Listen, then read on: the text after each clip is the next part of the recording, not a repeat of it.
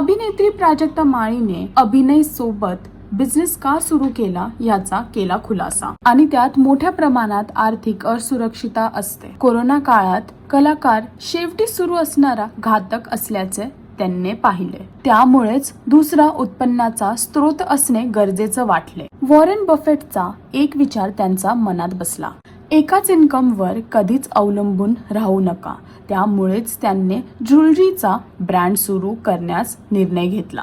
ऐतिहासिक पुस्तके वाचण्याची आवड असल्यामुळे महाराष्ट्र आणि संस्कृतीसाठी जोडले पण वाटले आणि स्वातंत्र्यता, स्वाभिमानी स्त्री म्हणून आर्थिक स्वावलंबन गरजेचे आहे असा विचार त्यांच्या मनात मजबूत झाला।